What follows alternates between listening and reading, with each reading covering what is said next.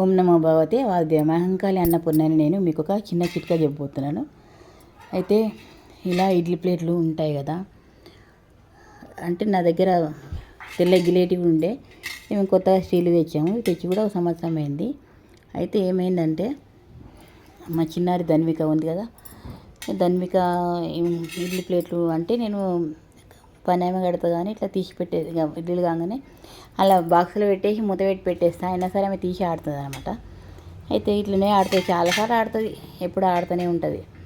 అయినాక మొన్న ఏం జరిగిందంటే 2026 జూన్ 19, ఆ రోజు ఫ్రైడే ఉండే. అయితే ఏమైంది, ఇప్పుడు ఇడ్లీ ప్లేటు ఇలా ఉంది కదా, ఈ హోల్స్ ఉంది కదా, ఇందులో వేలు పెట్టింది, చూపుడు వేలు పెట్టింది. మన విష్ణు చక్రం లాగా ఇలా చూపుడు వేలుకు తొడిగించుకుంటుంది. రాలేదు, ఎక్కడ గుంజినా రాలేదు, ఇటు గుంజినా రాలేదు. ఆమె ఆల్రెడీ ఆమె గుంజినట్టుంది, చిన్న లేత చర్మం కదా. అయితే ఇక అప్పుడే వాళ్ళ అమ్మ ఒంటింట్లో ఉంది, వచ్చి చూసేవాకలా ఏడుస్తుంది అనమాట. ఏడుస్తుంటే అప్పుడు 10:30, రాత్రి 10:30 అయింది.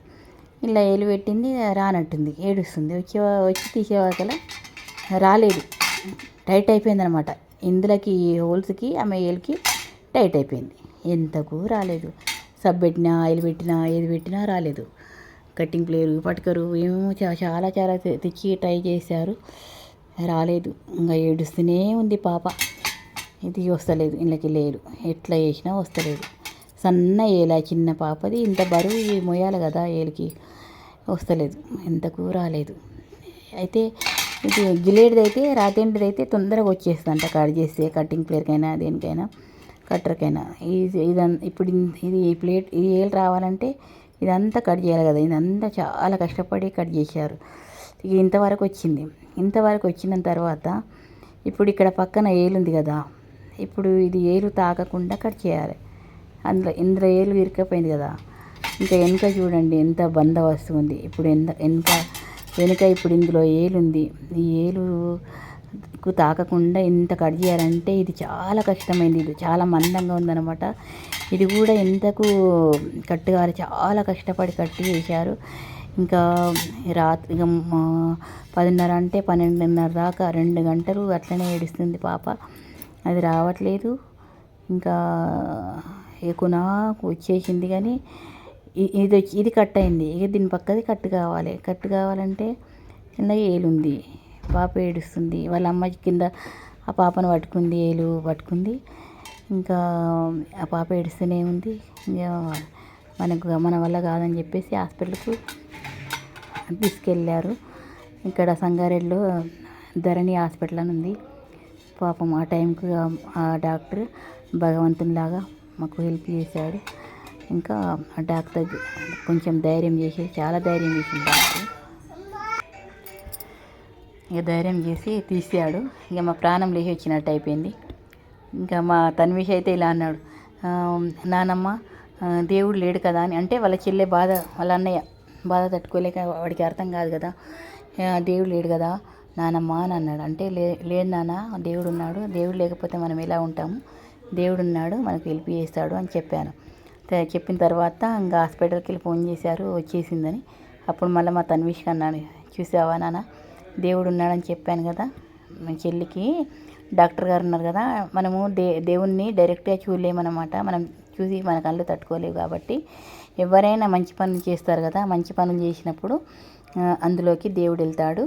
ఇంకప్పుడు అంటే మా అబ్బాయికి అర్థం కావాలని అలా చెప్పాను. ప్రతి మనిషిలో దేవుడు ఉంటాడు.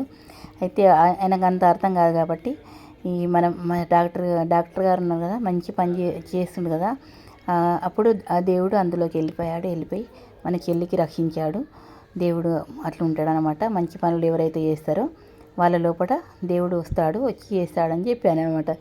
వాడికి సంతోషమైంది, వాళ్ళ చెల్లికి వచ్చేసింది కదా వీళ్ళకని వాడికి ఎంతో సంతోషపడ్డాడు అనమాట.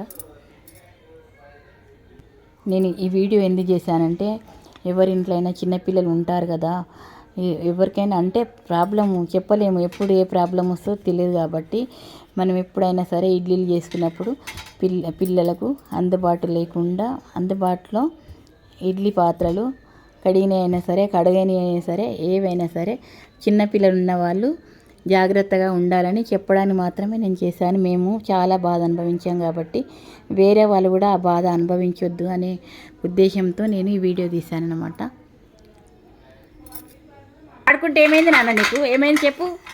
ఏలుకు నొప్పి అయిందా? ఏమైంది? ఇది ఆడుకుంటే ఏమైంది నీకు? ఏలుకు నొప్పి అయింది చూపెట్టు. నీ ఏలుక ఆ ఏలుక నొప్పి అయిందిలే. ఇది తీస్తే మళ్ళీ ఆడతావా? దీంతోనే ఆడతావా? ఇది నొప్పి అయిందా నీకు? ఇది ఆడుతుంటే అయింది కదా.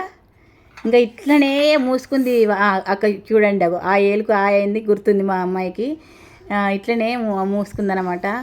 ఇంకా చెప్తుంది అయిందని. చాలా ఏడిచింది మా చిన్నారి. అయిందని చెప్తుంది. వారం రోజుల దాకా ఇక చేతి ముడుచుకుంది. అయితే ఎంత గుంజినా కూడా ఇప్పలే. ఆ నొప్పి తగ్గింది అంటే టైట్ అయ్యేవాకలా కొంచెం ఇట్లా ఘాటులాగా పడ్డదనమాట. వీళ్ళకి ఇక ఘాటులాగా పడి అది నొప్పి అయిందనమాట.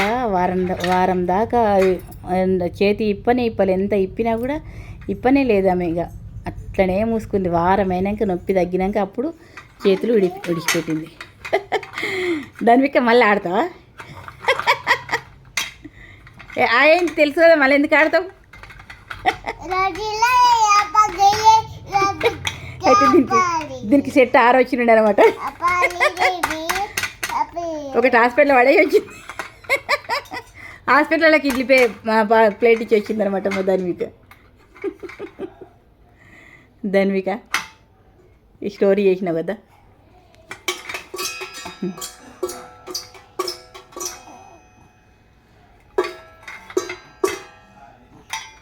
నాకైతే ఇక భయం అవుతుంది ఇడ్లీ చేయాలంటే. చేస్తున్నాను కానీ ఇంకా చాలా జాగ్రత్తగా ఇక దాచిపెట్టేస్తున్నాను అనమాట ఆమె కనిపించకుండా. ఇడ్లీ చేసేటప్పుడు మస్తు జాగ్రత్తలు తీసుకుంటున్నాను. అసలు ఇడ్లీ చేయాలంటే భయం వేస్తుంది కానీ ఎప్పుడైనా చేయాలంటే కూడా చాలా భయపడుతున్నాను నేను. ఎట్లా చెప్తున్నా చూడు. ఏలు నొప్పి నీకు ఏలుగు నొప్పి అయింది బెట్ట. చేలు చూపెట్టు. దేనికి నొప్పి అయింది? ఊరుకుడు.